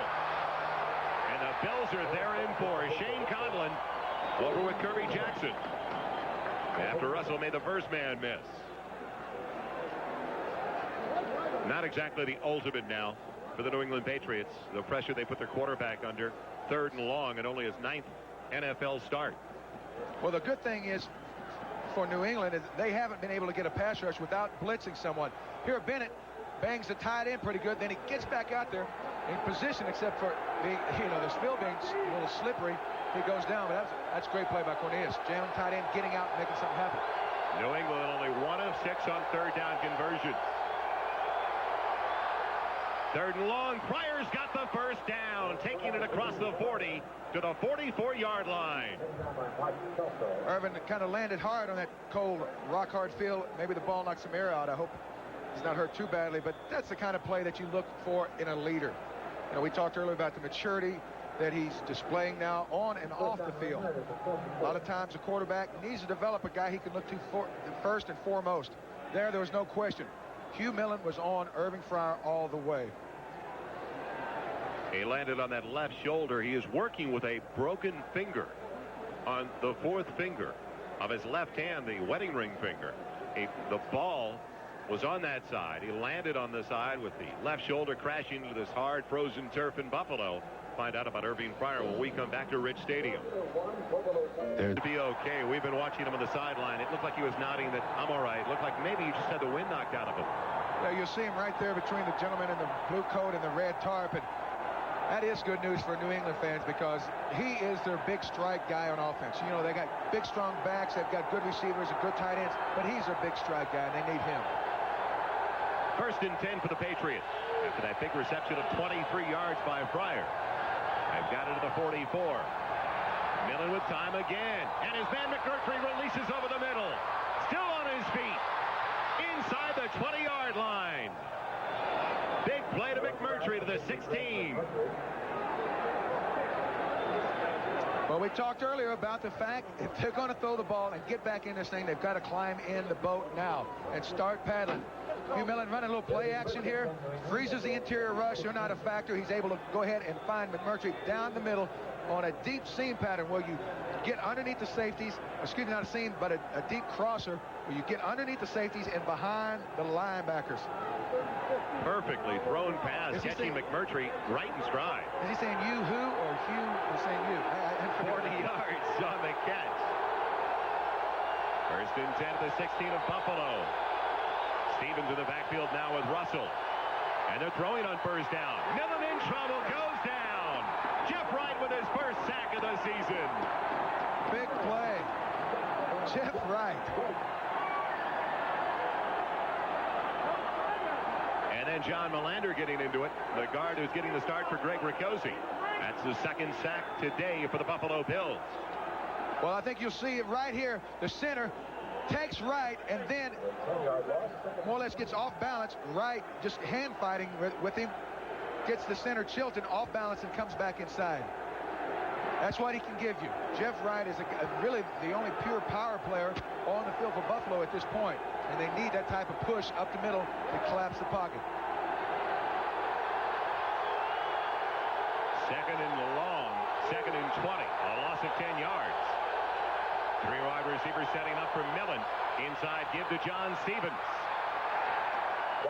And he's tripped up. Crossing the 22. Near the 21.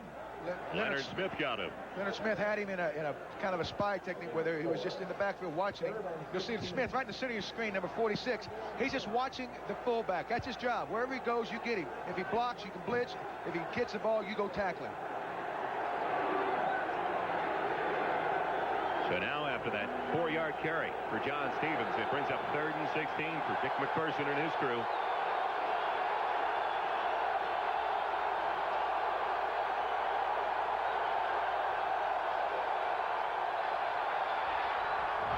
Millen into the end zone and out of the reach of Timpson as Chris Hale was defending. Well, that was great coverage by Buffalo. Chris Hale is a guy that is silky smooth and able to get in the back pocket of receivers.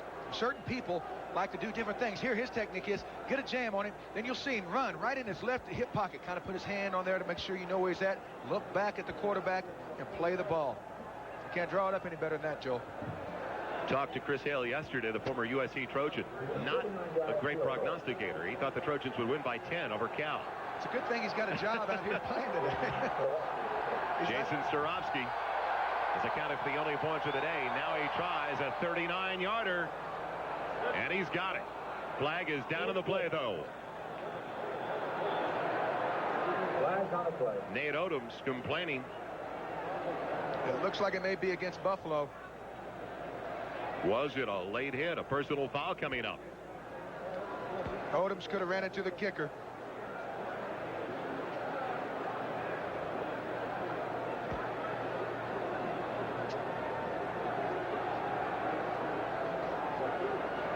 Well, roughing the kicker is first down, so that's a big play. Odom's trying to make something happen, turning that corner in great shape, maybe taking 1 or 2 steps too many. His momentum carried him into the kicker. We'll get a call here in just a second.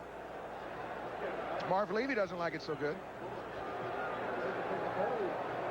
But that's not dirty football or anything, Joel. I mean, those guys, that's a thankless job. You'll do that an entire season. Turn that shoulder. And I'm talking about those outside guys turning the corner here. It's hard. And you have to lay out on this AstroTurf time and time again. And maybe once a year you'll get a block. But it's a thankless job, and he's a good player, and he does it well. A little bit too much momentum there. The options presented to head coach Dick McPherson. As Hugh Millen comes over from the sideline. And they'll take the points off the board. Automatic first down. So the offense is back out. It's a 13-3 lead. They take the points off the board, and the offense back out 1st and 10 deep in Buffalo territory. You talk about big breaks of the game. So far, there's been 2 up until this point. I think the fumble by Russell, the big catch by Andre Reed, and now this one. So, you know, each game's going to have maybe 5 or 6 big plays. When New England just was the first this is the first one they've been able to receive. The other two have went against him. And now the crowd into it. Hugh Millen told us yesterday, though, they were ready for the crowd with hand signals. He will call check with me's and change plays with hand signals to his receivers down the line. But a few times today I've seen certain things in the defense. If I was a quarterback, I would try to attack, and they're not able to implement a complete change of play. They've only got a couple that they can go to. So we'll see what Hugh does here. They can get a first down because it's 1st and 10 outside the 11. Leonard Russell knocked out of the backfield. Bill Hansen, the rookie from North Dakota State. He told us yesterday, biggest crowd he played in front of at North Dakota State was about 20,000. He says, that's not the big difference, though. It's the huge body across from me. He says the big guys. You'll see him at the top of your screen, unblocked, number 90, coming in there. Now, here's a big kid they really like. He's split high. He's able to rush the passer. What he needs to develop is that strength in the upper body to handle these 310, 20-pound offensive tackles. He's unblocked there, but a guy that has that kind of speed at 265 pounds coming down from the outside, you've got to play him and let him get stronger as he plays. Loss of 2 yards on the carry. Millen in and out of the hands of McMurtry. He had it for a moment down to the 2-yard line. Well, Kirby Jackson defending. Great throw, Joel.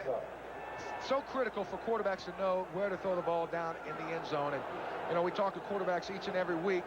But the thing is, you've got to throw the ball not only where your receiver can catch it, but where the defensive guy cannot get to it. There, that was a good throw, a ball that should have been caught. Lucky that the Hurts 10-minute ticker. Jets with a touchdown pass to Burkett. Lead Green Bay by 7.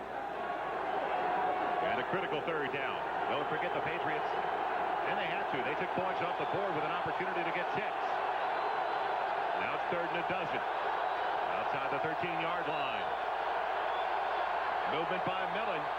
And the play is whistled dead. It looked like Millen jumped early. False start prior to the snap.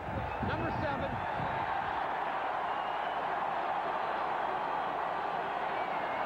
Now, you know, Chris Millen's got to be kicking to himself. What has happened here? He sees something. He can't wait to get the ball back. Before the false start on the offense. 5 yards, still 3rd down. Well, that's why I wanted to rush the snap. Well, a lot of times those quarterbacks, they'll see something and their mind goes into like a hyper war drive, and they can't wait for the ball to get to them so they can attack the defense. And, you know, this guy is so intelligent, very, very bright guy. But a lot of times you get a little bit too smart and you make little dumb mistakes like that. Well, the last thing you want to do is get the fans involved in Buffalo. That's exactly what's happened after the penalty of roughing the kicker. 3rd and 17. Millen into the corner for Fryer. Can't come up. Can't get it. Just a bit underthrown by Millen. Not only that, Joel, he had an awful lot of time. Buffalo only rushed 3 guys. He had all day. He could have waited for somebody to uncover and smoke the ball in there. Instead, he tries to go on a little timing pattern and just never really gets enough zip on it. Although Fryer run a terrific pattern and uncovered, the ball had been a little bit harder thrown. Now Staurovsky had a 39-yarder they took off the board. He'll try one more time, this time from 35 yards out. The spot at the 25-yard line. The wind at his back. And it's tailing. Did it go inside the upright? No! He misses. It pushes wide right.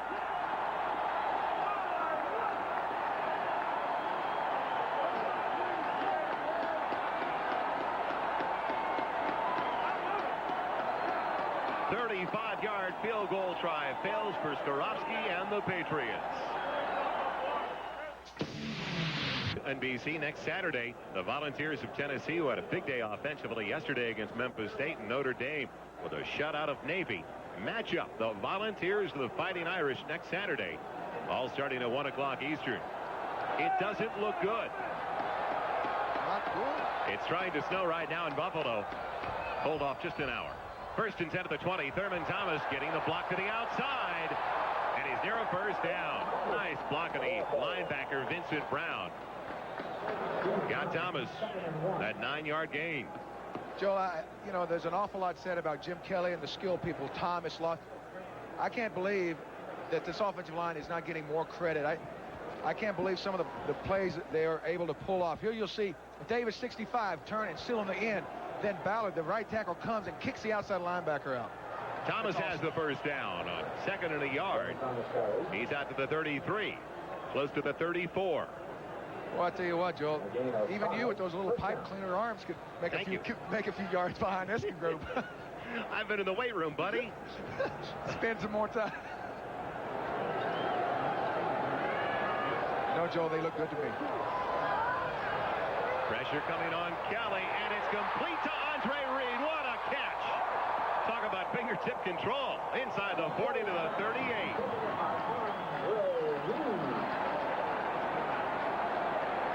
It looks like Jim Kelly, who was a little off in the first half, and it's hard for people to believe that they're throwing all this skill part of the game, the throwing, the catching, the snap, the bobble, all that, it affects you for a little while. Kelly is back on track now. You saw him throw the ball perfectly there. Reed able to bring it in. Oh, that's beautiful. That's symphony. Put some string music to that one, guys. 1st and 10 to the Patriots 38. Thomas bouncing around. He'll lose yardage. The offensive line for the Bills, Wolford, Richard, Hull, Davis, and Ballard, one of the best in the NFL. We spent time yesterday, Dan, in particular with Ken Hull and Will Wolford. They told us about one of the times that you got in the backfield for a sack when the Bears matched up with the Buffalo Bills. We'll continue that story in just a second. Will Wolford was pretty emphatic about it along with Ken Hull. I don't know about the validity of the story I'm going to hear, Joe. 2nd and 11. Kelly throws it away. Good idea. But back to that thought, Will Wolford came over to back up Ken Hull, and he said after you got the sack, all of a sudden you put a fist in the air, flex your muscle, pat your muscle, and say 4, 5 times. I said, wait a minute, 4 or 5 times? They go, yeah, bench pressing 400 pounds 5 times. See, I'm not sure about this story now. I'm going to have to clarify this with these guys after the game. Now, I don't know if I remember that. I don't know if that happened. Well, we talked to a number of the offensive linemen. Wolford came over when Ken Hull was telling me the story, and Wolford said, yeah, it was you. You tried to put it on Steve McMichael, but it was Dan Hampton. Flags into the air on 3rd, and just about 12 back at the 40-yard line. Well, one of those liars jumped off. No. False start, 65, offense, prior to the snap, still 3rd down. And it was John Davis who was over in the conversation, backing them up, I might add. Well, I don't know if there's a better offensive line playing as a group today. They jumped off sides here, but the thing they do so well is certain guys can run block well and not pass protect so good, but these guys can do it all. Their offense is #1 in the league, and sure, they got the skill guys, but that offensive line is probably the main reason. You get a polygraph test right after the game, buddy. On 3rd and 17, going for the bundle. Don Beebe down the middle, intercepted by Fred Marion. Intercepted by Marion, and the Patriots get it back. Well, you can see the way the wind has an effect on the ball. That wind held that ball up. Normally, that ball may have been all the way to the back of the end zone, but it held up just enough where Marion could get under it. You're talking about a guy that has been a steady hand, someone that New England could count on for years and years. Marion starting his 101st football game today for the Patriots. You'll see if our camera gets back, there we are. Saw him just play it much like Shelley Davis did in the series last week. First turnover committed, and Fred Marion will have some fun with that one because he picked off his former teammate. They were college teammates at the University of Miami. I asked Jim Kelly yesterday, I said, have you ever had 3 straight passes picked off like the last game against the Cincinnati Bengals, the first 3 possessions? Kelly looked at me and goes, not even in midget football. There's no midgets playing today. It's 1st and 10 at the 20-yard line. Patriots are down by 10. Leonard Russell, not much available. Maybe gets a yard and a half. But under 6:20 left in the 3rd quarter. Houston still with a 3-point lead over Washington. Detroit on top of Chicago by a 4. San Francisco on a 90-plus yard pass play to John Taylor. Cincinnati looking for their first win of the year. They were down early 14-3, but leading by 6 now. Jets by 7 on that pass to Burkett. And Minnesota finally on the board with a 1-point advantage over Tampa Bay. Well, there's 5 minutes left with the wind here, so look for Millen to go ahead and try to get something in the air. Millen is throwing, going for Fryer, and over it throws Irving Fryer with the coverage provided by Kirby Jackson. Millen, who played so well in control of himself in the first half. Now he's throwing the ball a little bit like he's forcing it at times here. But that play right there, Millen had his mind made up on that play. Having Irving Fryar run the streak. He never looked off. The corner was in great position from the get-go. He's got to go ahead and come back across. Look for somebody else. Look for a tight end. Somebody else. Don't go for it all in one bite. Take little bites if you have to. Third down's been a problem for the Patriots all year long. It continues today. This is third and just about 9. Buying time. Millen in trouble and on his way down. Bennett got him first and Lodich cleaned up.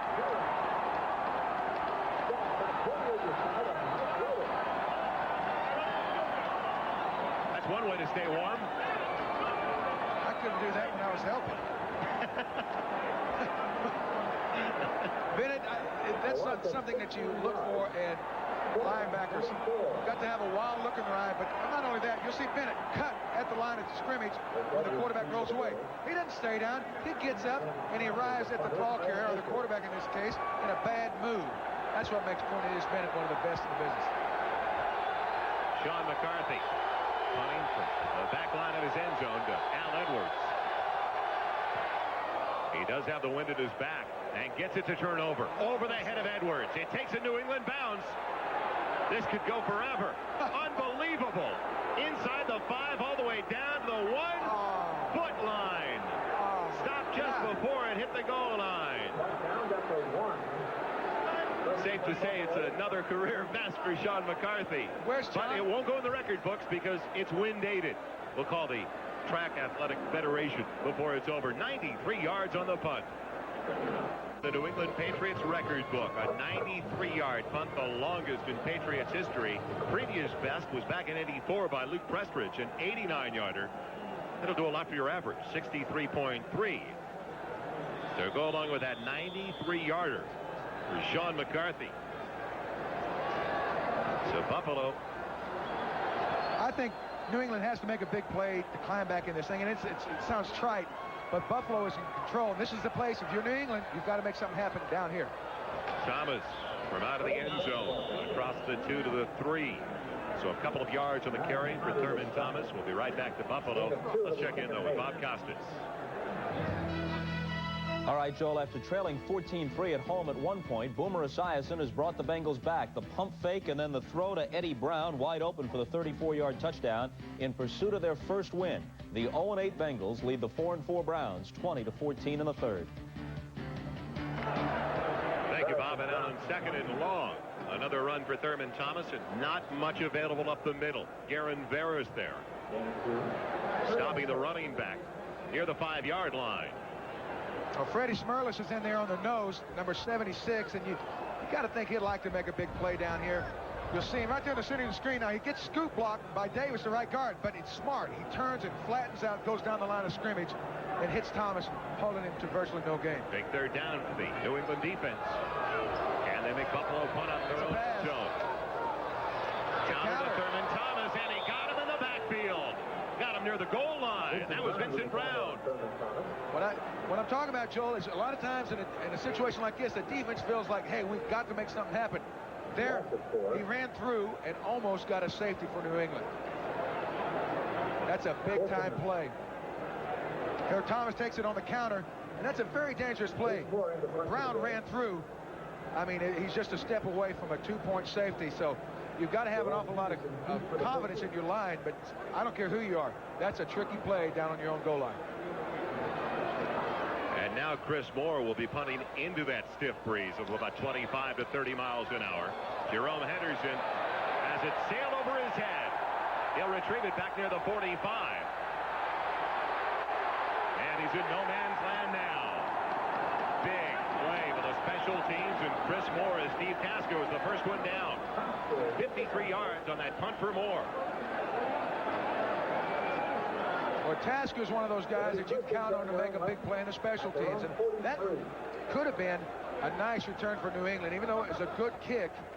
But you count on your coverage in a place, in a situation like that. You kind of feel like they have got to go down and make something happen too. And Buffalo's special teams are getting better and better. all the time. Well, Friday night marked the opening of the NBA season. Coming up next, join NBC for NBA Inside Stuff, a preview of 92. Entertaining look ahead at the brand new season. Can Michael and the Bulls repeat? Will the Trailblazers break through as the snow starts to break through in Buffalo? That's Inside Stuff preview coming up on NBC. First and 10 for the 42. Leonard Russell across the 45 to the 46 for 4. And we remind you this telecast is presented by authority of the National Football League and is intended for the private use of our audience. Any rebroadcast or other use of this telecast without the express written consent of the Buffalo Bills and the NFL is prohibited. This game is the property of the National Football League, the New England Patriots, and the Buffalo Bills. All rights reserved. Joel, on that last play, number 50, Ray Bentley, came up, forced the offensive guard, kicked him off, and made the play. And Bentley's a guy that doesn't get an awful lot of publicity, but he fits in with the rest of those linebackers. He's terrific. Leonard Russell. Good surge by the offensive line. Not much of a hole, but they did get about 3 on the carry. Out to the 48. They're short, though, by close to 4 yards for that first down. And they've got to take advantage of this field position. It's the Hurts 10-minute ticker. We knock them out, don't we, today? Washington, with a low Miller field goal, has tied it up at home against the Oilers. Detroit still on top by 4, with San Francisco clinging to that 7-point advantage. Other scores around the NFL in week number 10. We talked about Sam Weiss of the Bengals looking for their first win. Jets still by 7, and Minnesota gets another touchdown. Well, the 2-minute ticker's on Hugh Millen. He's only got less than 2 minutes to throw the ball if he's going to throw it. 3rd and 4. Millen with time. And out of the reach of Marv, Cook is tied in. It would have been enough for the first down. Instead, the Patriots will have to punt it away. Well, you also have to think they're punting away and punting the wind away also. And, you know, that's disheartening if you're a New England fan, because Millen is one of those guys that plays within himself. He doesn't force the ball. He doesn't do a lot of erratic things. But it's going to be a lot tougher for him to get it done in the 4th quarter than it would have been here in the 3rd. He did have time on that last sequence. The pocket held up well. A lot of times you wait a little too long. You've got to see it and throw it right now. You can't be second-guessing yourself. And it looks like maybe that's what he did. Well, we know one thing. McCarthy can't kick a 93-yarder this time. Al Edwards waiting back. A run-up. His own man almost got in his way, and he does fumble the ball. Do the Patriots get to it? Yes. New England's got the ball at the 15. Well, we talked about New England having to make something big happen. Looks like the special teams has done it since the offense and defense hadn't been able to get it done. Ivy Joe Hunter comes up with the ball on the special teams fumble recovery.